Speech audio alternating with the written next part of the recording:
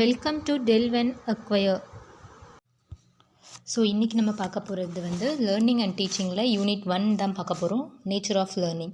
So இதில் வந்து நான் என்னென்ன டாபிக்ஸ் கவர் பண்ண போகிறேன் அப்படின்னா, meaning of learning, definition of learning, elements of learning, nature of learning and principles of learning. So இது ஜஸ்ட் லேர்னிங் இது தான் மட்டும்தான்.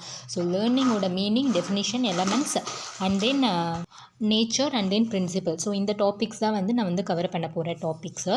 ஸோ ஃபர்ஸ்ட் வந்து மீனிங் ஆஃப் லேர்னிங். எந்த கொஷின் இப்போ லேர்னிங் பற்றி கொஷின்ஸ் வந்தாலே நீங்கள் ஃபர்ஸ்ட் என்ன சினாப்சிஸ் போட்டு எழுதுறீங்கன்னா meaning of learning and then definition of learning போட்டு எழுதுறீங்க.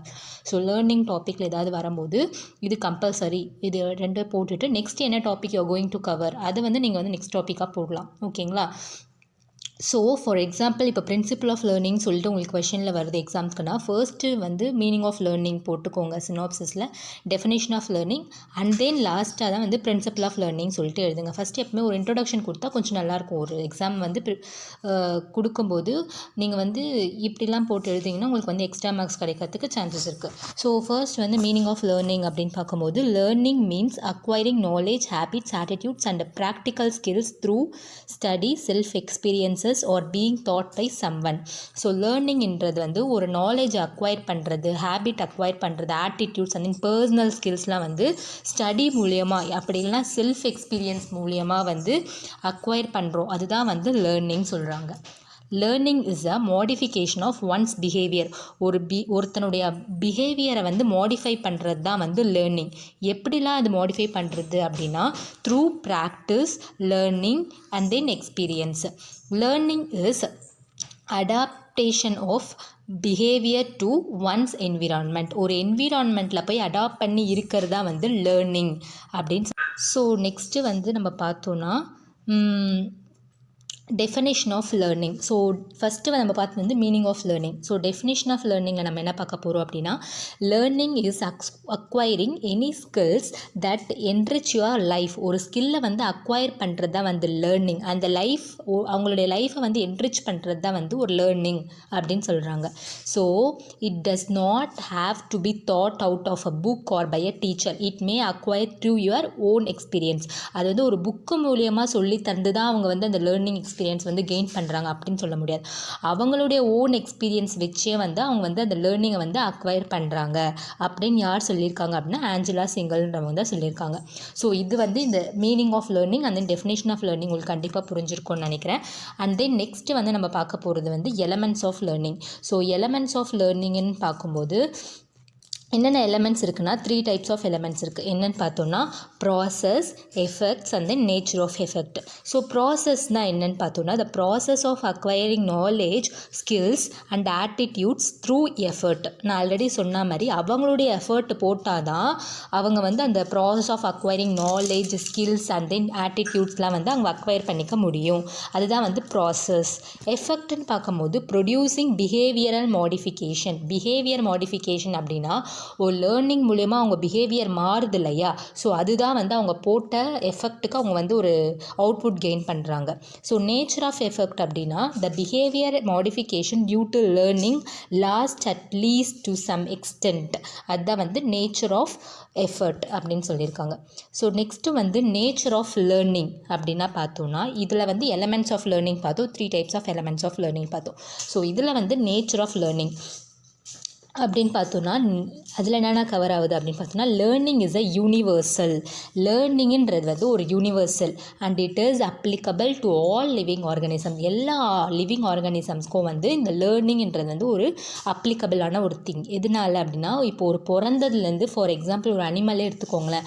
இப்போ ஒரு பேர்டு பறக்க கற்றுக்குது இல்லையா, ஸோ அதுவும் லேர்னிங் தான். இப்போ டாக் வந்து பிறந்தவுடனே அது நடக்க கற்றுக்குது, இல்லைனா கண் திறந்து அது என்னென்ன பார்க்குது அது எல்லாமே கற்றுக்குது இல்லையா, ஸோ அதெல்லாமே வந்து லேர்னிங். அதனால் லேர்னிங்ன்றது வந்து ஒரு universal thing. So learning is continuous still life long process, womb to tomb. So அப்படின்னா என்னென்னா, லேர்னிங்ன்றது வந்து ஒரு கண்டினியூஸ், அது வந்து ஒரு லைஃப் லாங் ப்ராசஸை வந்து கற்றுக்கிறது தான் வந்து லேர்னிங். அது வந்து லேர்னிங்க்கு வந்து ஒரு ஒரு ஸ்டாப்பே இல்லை, அது வந்து கண்டினியூஸாக கற்றுக்கிட்டே இருக்கலாம். நம்ம சாகிற வரைக்கும் வந்து நம்ம வந்து திங்ஸை வந்து லேர்ன் பண்ணிட்டு தான் இருக்கோம் இந்த உலகத்தில். ஸோ லேர்னிங்ன்றது ஒரு continuous till life long process. So learning is purposive. Nobody learns anything without a purpose. So ஒரு பர்பஸ் இல்லாமல் ஒருத்தனை வந்து கற்றுக்க மாட்டான். ஏதாவது ஒரு பர்பஸ் இருக்கும். ஒரு விஷயத்தை அவன் கற்றுக்கணுன்னா அதுக்கு ஒரு பர்பஸ் வந்து கண்டிப்பாக இருக்கும், அதுக்கான தேவைகள் இருக்கும். ஸோ அதனால தான் அவன் வந்து கற்றுப்பான். ஓகேவா? So learning result in improved performance. And then learning is gained by self experience. Learning எது மூலியமாக வந்து நம்ம கெயின் பண்ணோம்னா செல்ஃப் எக்ஸ்பீரியன்ஸ். நம்மளுடைய எக்ஸ்பீரியன்ஸ் வச்சு தான் நம்ம வந்து இந்த லேர்னிங் திங்ஸ்லாம் லேர்ன் பண்ணிக்கிறோம். Learning helps in proper growth and development. நம்மளோட க்ரோத் அண்ட் டெவலப்மெண்ட்டை வந்து வளர்கிறதுக்கு நம்ம லேர்னிங் வந்து ஒரு முக்கியமான காரணமாக இருக்குது. Learning is result of that person's experience. ஒருத்தனுடைய பர்சன் எக்ஸ்பீரியன்ஸை ரிசல்ட் கொடுக்கறதா வந்து learning. Learning is the change in behaviour. ஒரு பிஹேவியரை சேஞ்ச் பண்ணுறதோ வந்து லேர்னிங் மூலியமாக தான் வந்து அவன் வந்து பிஹேவியரை வந்து சேஞ்ச் பண்ணிக்கிறான். இப்போ ஒருத்தன் வந்து பேட் தாட்ஸ் பேட் திங்ஸே செய்கிறான், அவன் பிஹேவியர் அப்படி இருக்குன்னா அந்த கற்றுட்டு அந்த விஷயம்லாம் நம்ம பண்ணக்கூடாது அப்படின்னு அவன் சேஞ்ச் ஆகிறான் இல்லையா? அதனால தான் learning is the change in once behaviour. Learning involves reconstruction. So நம்ம ரீகன்ஸ்ட்ரக்ட் பண்ணிகிட்டே இருக்கலாம் லேர்னிங் வந்து இருந்ததுன்னா. Learning is transferable to one situation to another. இப்போ ஒரு சுச்சுவேஷன் நம்ம இருக்கோன்னா அந்த சுச்சுவேஷனில் நம்ம அனதர் சுச்சுவேஷனுக்கு மாறத்துக்கு வந்து ஒரு லேர்னிங் வந்து ஒரு முக்கிய காரணமாக இருக்குது. ஸோ இதெல்லாம் தான் வந்து nature of learning. So next வந்து பார்த்தோன்னா principle of learning. Principle of லேர்னிங்கில் நம்ம என்ன பார்க்க போகிறோம் அப்படின்னா, learning is a form of growth.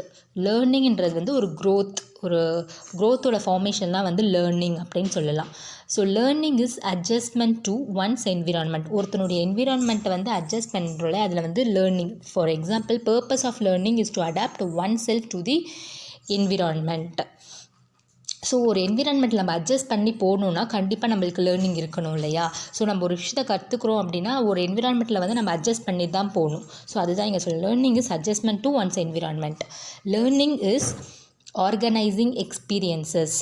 அப்படின்னா என்னென்னு பார்த்தோன்னா, ஆர்கனைசிங் எக்ஸ்பீரியன்ஸ்னால் என்னென்னு பார்த்தோன்னா, learning is not only getting more information or experiences. Learning வந்து ஒரு இன்ஃபர்மேஷனை வந்து ஒரு எக்ஸ்பீரியன்ஸை வந்து கெட் பண்ணுறோம், ஒரு இன்ஃபர்மேஷனை வந்து கற்றுக்குறோம் அப்படின்னு இல்லாமல், it is the integration of a new experience with old one which result in the elimination of unwanted things. இப்போ ஒரு விஷயத்தை நீங்கள் கற்றுக்குறீங்க அப்படின்னா அது மட்டும் லேர்னிங் இல்லை.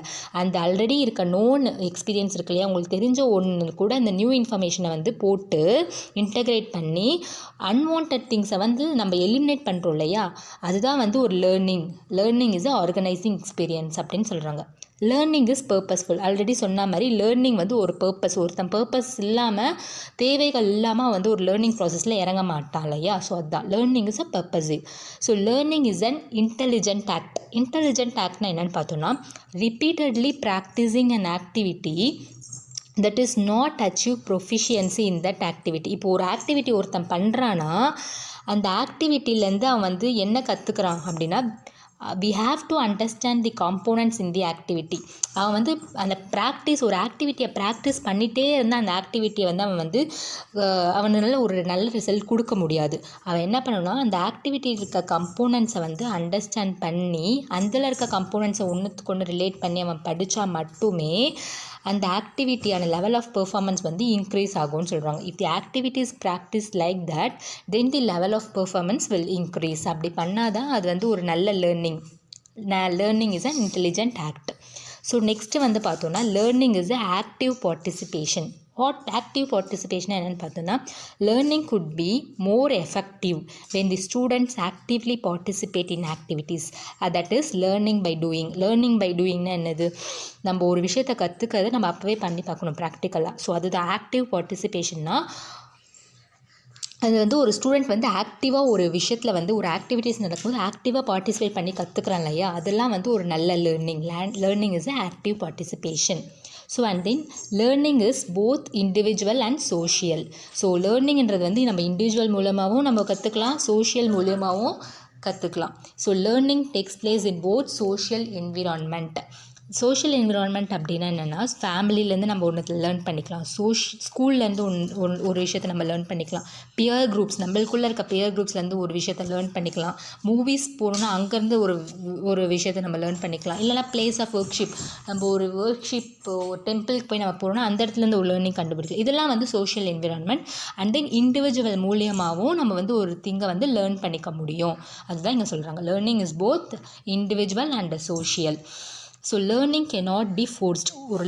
ஒரு கற்றுக்கிற விஷயத்தை வந்து நம்ம ஃபோர்ஸ் பண்ணி ஒரு விஷயத்தை கற்றுக்கக்கூடாது. when the child has no interest in learning things, there will be no use to கம்பல்லிங் தெம். ஸோ அவங்கள வந்து கம்பல் பண்ணுறது ஒரு யூஸ்மே இல்லை. ஒரு விஷயத்த ஒரு குழந்தை வந்து கற்றுக்கணும்னு அவனுக்கு இன்ட்ரெஸ்ட் இல்லைன்னா நம்ம வந்து அவங்கள வந்து கம்பல் பண்ணனா அதை வந்து அவங்க வந்து படிக்க மாட்டாங்க. ஸோ அவங்களுக்காக ஓன் இன்ட்ரெஸ்ட் வந்து அவங்க வந்து படித்தால் மட்டுமே அவங்களால ஒரு விஷயத்தை கற்றுக்க முடியும். அதுதான் லேர்னிங் cannot be ஃபோர்ஸ் பண்ணி ஒருத்தவங்களை வந்து நம்மளால் படிக்க வைக்க முடியாது.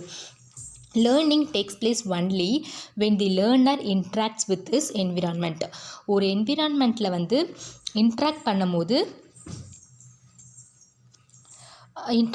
ஒரு புது விஷயத்தை வந்து அவன் கற்றுக்குறான். அதுதான் learning takes place only when the learner interacts with அவனுடைய என்விரான்மெண்ட்டில் போனால் மட்டும்தான் ஒரு புது புது விஷயங்களை வந்து அவன் வந்து கற்றுக்க முடியும் அப்படின்னு சொல்லியிருக்காங்க. True learning bring changes in the behavior of a student. ஒரு ட்ரூ லேர்னிங் ஒரு ட்ரூ லேர்னிங் அவன் கற்றுக்குறான் அப்படின்னா அவருடைய பிஹேவியரில் சேஞ்ச் ஆகுது இல்லையா, அது நம்ம வச்சு தான் ஒரு லேர்னிங் வந்து எப்படி அவன் வந்து கற்றுக்குறான், எப்படி லேர்ன் பண்ணியிருக்கான் திங்ஸை அப்படின்றத நம்ம கண்டுபிடிக்க முடியும். ஸோ அதுதான் வந்து உண்மையான learning. So learning is a whole. லேர்னிங்ன்றது வந்து ஒரு ஹோல் திங். அப்படி என்னென்னா instead of looking at things as separate, if we integrate them it becomes meaningful way. ஒரு விஷயத்தை தனியாக பார்த்து மட்டும் நம்ம கற்றுக்கக்கூடாது. we have to integrate that with our own experience. So அந்த எக்ஸ்பீரியன்ஸ் வச்சு நம்ம இன்டெகிரேட் பண்ணி ஒரு விஷயத்தை கற்றுக்குறோன்னா அதுதான் வந்து ஒரு நல்ல லேர்னிங். அதுதான் இங்கே சொல்ல லேர்னிங் இஸ் ஒரு ஹோல் திங் தான் ஒரு லேர்னிங் அப்படின்னு சொல்லியிருக்காங்க. ஸோ இதுதான் வந்து meaning of learning, definition of learning, elements of learning and then principle of learning.